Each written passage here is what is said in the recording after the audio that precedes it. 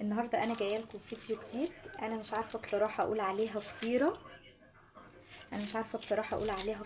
ولا اقول عليها بيتزايه ولا اقول عليها ايه. يعني بصراحه، يعني تحفه تحفه تحفه. عملتها من غير ما احط لها اي بيض خالص. بصوا شكلها، بصوا مورقه ازاي. وكملوا معايا الفيديو للاخر عشان تعرفوا انا عملت ايه، بدون عجن وبدون تخمير. هقول لكم انا عملت ايه. تعالوا بقى نشوف هنعمل ايه مع بعض. نبدأ مع بعض كده بسم الله. انا هنا معايا لفة جلاش اهي. معانا لحمة مفرومة، هنا ده ربع كيلو لحمة مفروم. معايا بصل، فلفل اللي هعصب بيهم اللحمة. مع معلقتين سمنة. التوابل بتاعتي هنا عبارة عن ملح، فلفل اسمر، جنزبيل، قرفة، ورقتين، ورق رولة، معايا جوز الطيب. ادي كده التوابل بتاعتي.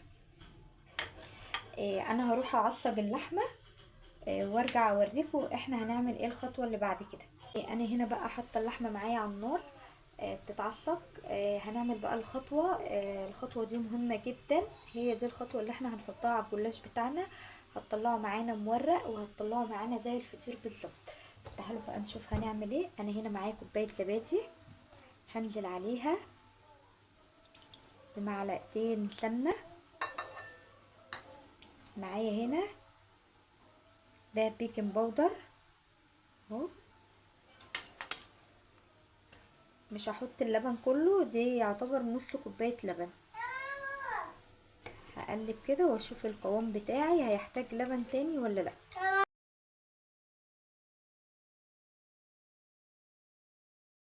بس كده مش هحتاج لبن تاني. هقلب بقى لحد ما الخليط كله بتاعي معايا يبقى ناعم. شو جاهز معايا اهو. انا اللحمه اهي بعد ما اتعصبت.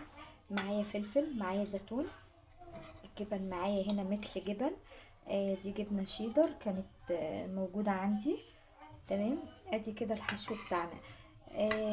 طبعا انت لو حاسه ان الموضوع هيبقى تكلفه، ممكن نجيب الحاجات دي على مرتين او 3 مرات لحد ما الحاجه كلها تبقى جاهزه معانا. تعالوا بقى نبدا كده بقى نشوف احنا هنعمل ايه مع بعض. يلا. انا هجيب بقى الصينيه بتاعتي، هنزل بشويه سمنه. انا هنا اهو فتحت معايا لفه الجلاش. اخد ورقه كده،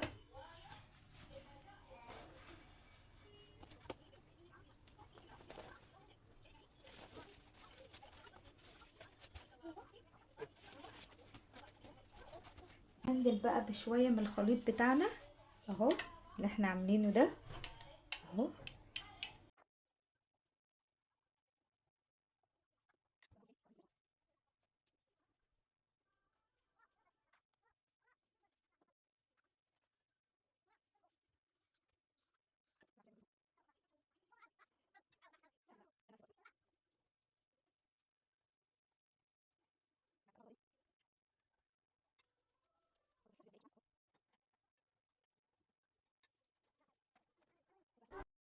هنزل بقى بالحشو بتاعنا كده اهو.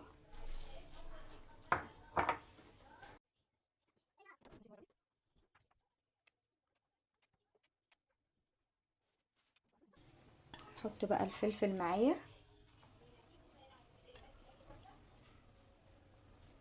احط الزيتون،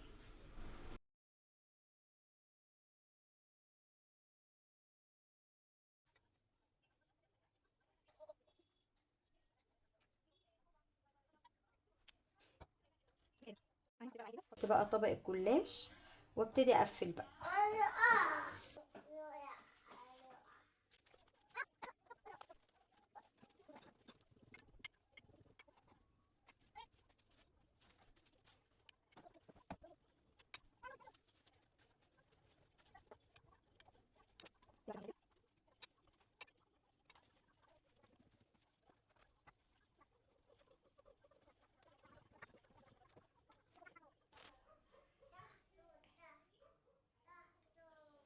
معانا برضو كده اهو. وبعد كده هحطها في الفرن، وارجع بقى اعمل الحشو اللي من فوق. علشان ما احطهوش فيتحرق معانا. لا، اول ما تبتدي كده تخش على السوا هبتدي بقى ايه، اكون جهزت لها الحشو اللي من فوق. الفرن بتاعنا يكون شغال قبلها بشويه. ادي شكل الصينيه بتاعتنا اهي.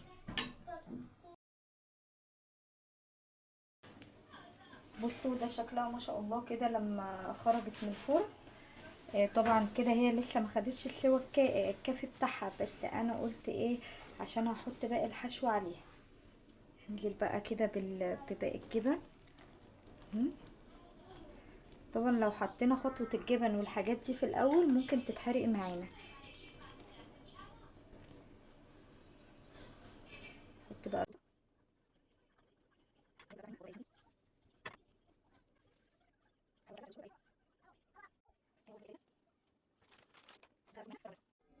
انا هنا حطيت كل الجبن الموجودة معايا.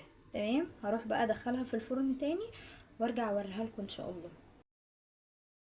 بصوا ده الشكل النهائي معايا اهو بعد ما خلصت. بصوا شكلها ما شاء الله حلوة جدا. تعالوا اقدمها واوريها لكم. بصوا شكلها، بصوا طرية ازاي. بصوا كده انا خلصت معاكم. تمام، بصوا بتلاقي زي دي كده، شوفوا هتكلفنا كام من بره. طريقتها سهلة وبسيطة جدا. جربوها ان شاء الله هتعجبكم. انا هنا عملت اتنين معايا بالشكل ده اهو.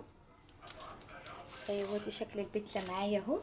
يا رب يكون عجبتكم، يا رب الفيديو يكون عجبكم. استنوني في اكلة جديدة بوصفة جديدة. اشوفكم على خير ان شاء الله.